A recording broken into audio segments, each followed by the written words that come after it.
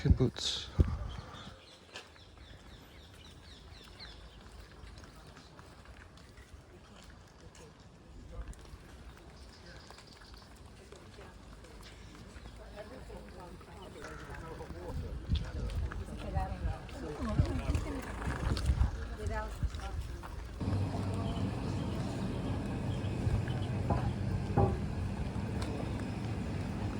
Just taking a little tour of the kibbutz.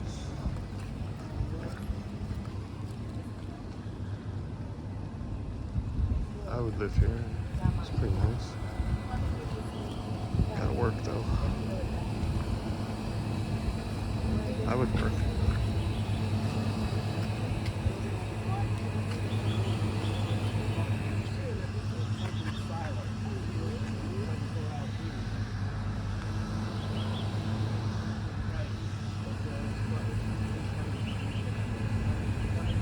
With Ellis, we had a walking tour of the kibbutz. It was really nice, and it was really nice for all of you that missed that. So here we're going to be traveling cross country, and we're going to go to the seaport of Acre, or Akko in Hebrew, or Akka in Arabic. And this is one of these ancient seaports. We don't even know how old Acre is. It's, you know, we have very few seaports in the Eastern Mediterranean. Very precious few. And so we're going to go and discover this town. It is an Arabic seaport town on the Mediterranean, and it is a UNESCO World Heritage Site. Think of that. A UNESCO World Heritage Site mainly due to the Crusader era. And so we're going to discover who the Crusaders were, why they came here, and what they did. And we're going to visit the largest Crusader compound or complex in the world. And this is why we're going there. So, excitement. And then we're going to eat lunch there. I've already made a booking. We're going to sit outside right in front of the mosque in the shade and enjoy the delicacies. These are local delicacies, and I'm looking forward to that. It's my favorite restaurant along the whole tour. And then after that we are going to go to Haifa, to the Baha'i Gardens. From Haifa we'll proceed to Caesarea. From Caesarea, we will then proceed to Tel Aviv, and I'm going to collect those B2 cards.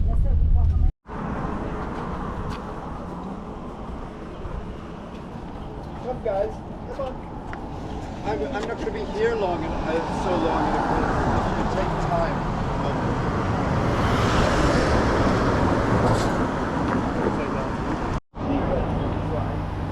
Parked my car, got out of the car, and I went up to one of the men and I said, "What is this? Could somebody please explain?" And he turned to me and he said,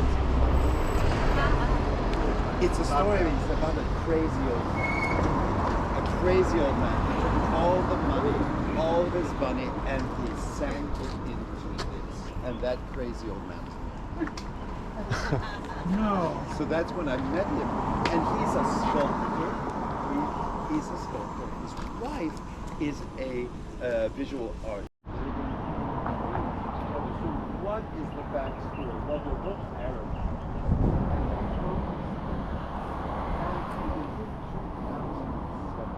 Yom Kippur, there was a very occurrence here in Acre, because you see, on Yom Kippur, this is the most sacred day of the Jewish calendar, and it's an unwritten agreement. It's really not a law that you don't take your car. You don't use your car. You should see Yom Kippur. All of the non-religious families. We're not going to get rid of them. It's just the fact. Nobody's going anywhere. So that means we have to start to make the right. And this, for me, it's something very close to my heart, and something that I will fight for. And I try and bring it into my guiding. I try to show that we are together, we belong here, bless you. And unfortunately, she's not coming. She'll usually come. The wife, she'll come and she'll sell some of her books, but it doesn't look like they're up right now. So I wanted to share this with you because for me it has great personal meaning, and this is my vision for this country. It's not just for one or the other. It's for both of us. There we go. So I would like to, with this, if I don't have any questions. The Battle of Acre will mark the end of the ambitions of Napoleon to take over the Middle East. What you see all around you in the shop. This is an artwork that my family used to make it, still makes it for 4 generations already. I learned how to make it from my father, and I do it for 18 years. My father is the one that opened this shop in 1963 with his father and his grandfather. My grandfather used to make this artwork in Iraq before he came here in 1950 to Israel. Now, before you were coming, I was over there making a plate, but to finish this one, I need another 2 or 3 days. So I took just a small piece of copper, and I will make for you a quick presentation. Something that I can start and finish in just 1 minute. I'm going to stand right over here and I'm going to come and listen to this intro. So they've just redone this model, and what we've done right now is you might remember, we drove over this bridge and we've come and parked into this parking lot. Do you see where the red... So here we are. We're standing at that edifice, that building that I was pointing at. So upstairs, where you see the Israeli flag, that was the maximum security prison during the British mandate, because that's what the British are going to do. After the Ottomans leave, they're going to take over here and they're going to convert the prison, that is the maximum security prison during the Ottoman period, they're going to make it into the maximum security prison during the mandate period, and here is where the gallows are for the execution of the Jewish freedom fighters. Okay? Here they executed Jewish freedom fighters in the years between. No longer connected with any part of Islam. It is totally disconnected to Islam. It is its own religion. It takes very beautiful parts of all the religions. So it's Baha'i and what else? Baha'i. Baha'i. I know the Baha'i religion. That's it. That's all I'm talking about is the Baha'i religion. And I've mentioned the Bab. And the Bab.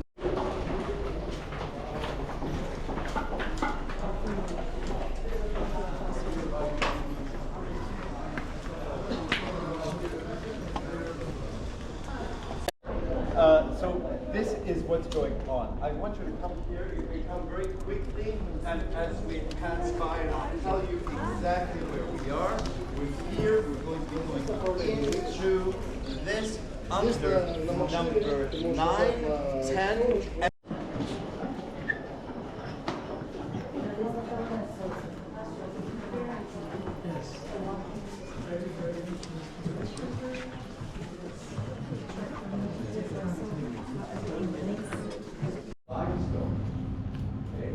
And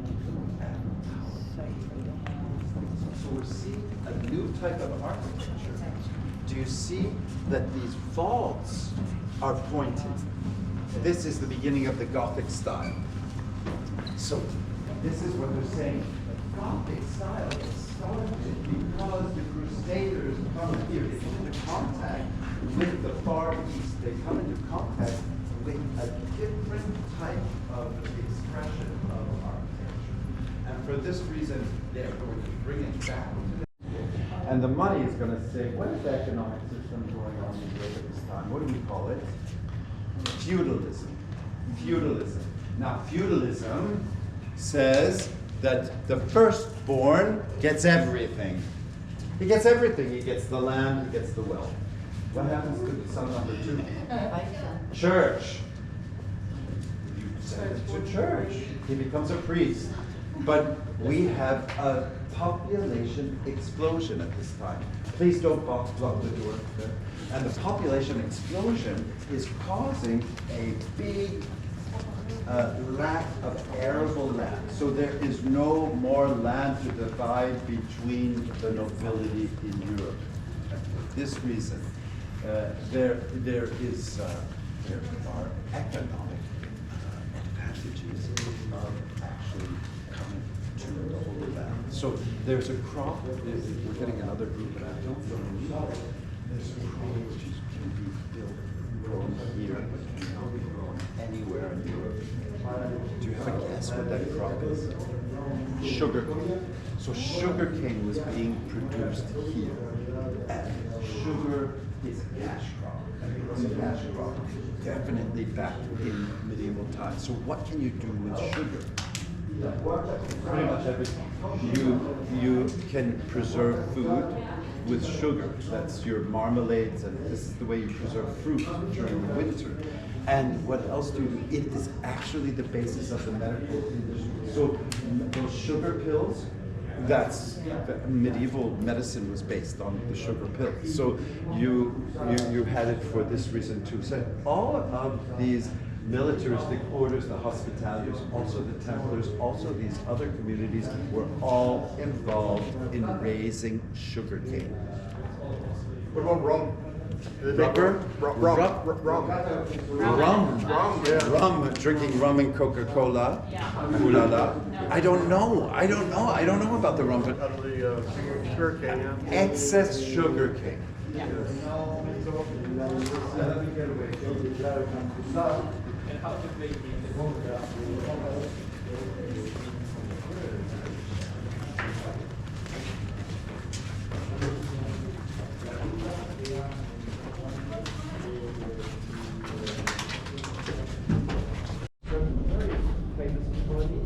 Like Richard Lionheart. We know that he would have eaten Richard the Lion.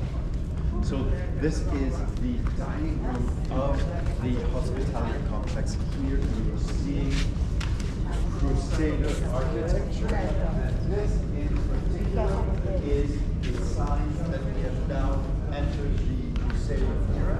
Something called the elbow pattern. It doesn't go all the way down the last. So we start up here. Another thing we're seeing. Joking with me? You're yanking my chain, right? You're yanking my chain. You should make fun of me. I take everything seriously. I'm serious. Right? Now we have Unfortunately, my favorite room to point out to you is under reconstruction. It is a double-decker latrine. You have no idea. The double-decker latrine, which was created by European architects, so it could only be emptied with rainwater. And if anyone is worried about the climate here, half of the year it does not rain. So oh my God, because the I can tell you'll have a headache. You get one of these in the head, it's gonna hurt. You're gonna need double strength something. So this, when they excavated here, they found hundreds upon hundreds upon hundreds of these ballista. What is it? Looks attacking the Franks. The Franks that are here, and this is going to be the end of. It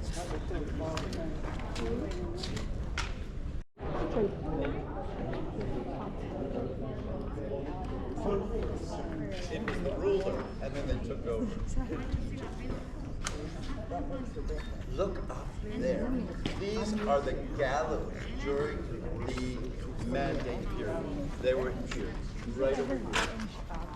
This is where they executed, and these were the Jewish freedom fighters that were being executed. The fighters of something called the Irgun. The Irgun, these are the Zionist revisionists. These are the guys that got a little aggressive towards the British, okay? We have 3 militias, and each of them increasingly aggressive towards the British. The Haganah, there was like 50,000 combatants, really sort of, they had to be cool. Then we had the Irgun with 5,000 combatants under the leadership of Menachem Begin. They were not gonna, they understood, if we don't make a noise, nobody's gonna hear us. And these were the ones that got stuck here and were executed also. And then we had the real tough guys. They were, this is Lehi, or called the Stern Gang, 500 combatants, and they were they were very aggressive towards the British. So, More so than the old room. oh yeah, they were much more aggressive. So here, let's see, what time is it? 11:30. Do I have any questions? Here in the Turkish baths, and a couple of minutes later, boom, and a big hole is blown into the wall. Not there, it's over here. The Turkish bath is over here. Well, just to tell you, all of the Muslim prisoners, and these were petty thieves, rapists, things like that, were there. All of the Jewish freedom fighters are the opposite end. So that means that all of the Muslim prisoners got loose.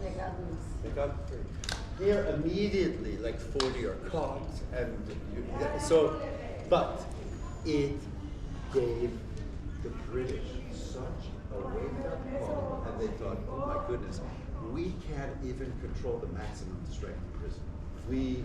They're beginning to understand they cannot win this battle because what is going on? It's after World War II. Britain is so poor. They These ones here? These two.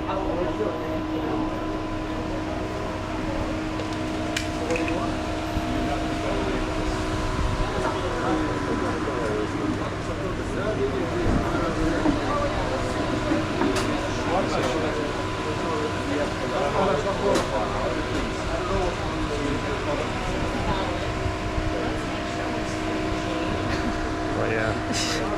She said these two. These two tables are ours. Nice to meet you. Yes, this one and this one. I would like to fill up one table at a time. Otherwise, I've got castles there. This is cooler here. I don't want to be near Please make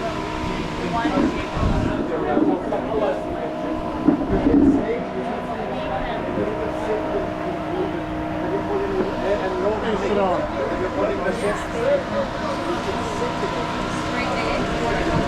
I saved it for you. I saved it for you.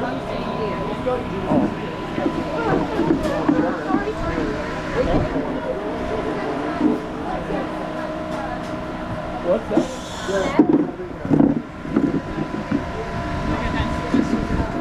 Okay. This guy, not your food. Hi there, how are you? I don't have to do yet. But she's scared. Right here. That's right here? She doesn't wear that.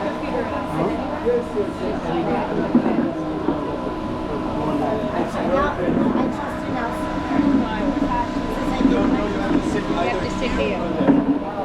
Here or there? No one's sitting at this end. Emily's sitting there. Sit over there. I'll move down here so you lot can have that there. But you're not gonna Glenda. He's gonna get started.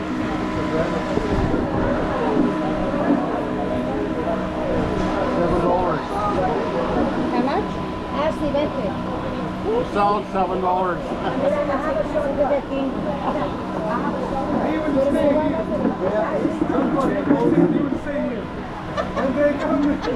He'll squirt it. He'll squirt it. He's gonna squirt it. He's gonna squirt it. He's gonna make sure it's... But you're going to have to look up. Do not look down. You're not helping yourself. He will help you. Anywhere outside, you will have a cat. Anywhere. He said that we'll be happy. היא יכולה לשבת שם, היא ממש...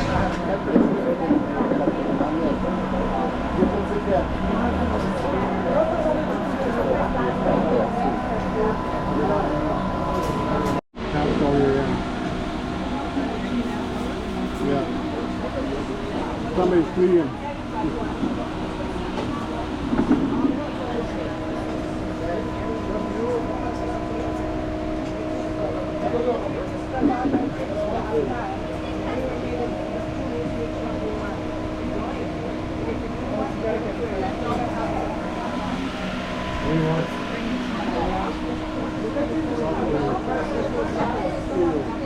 Yeah, I think they said 14 for that or 17.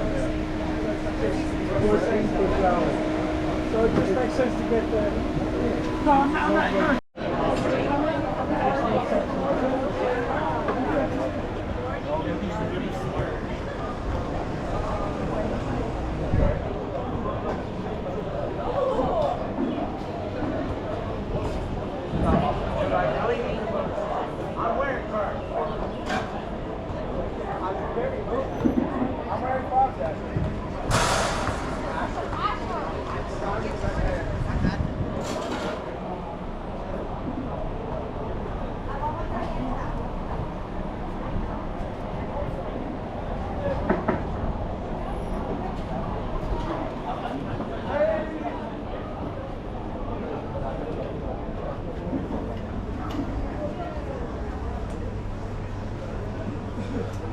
Acre.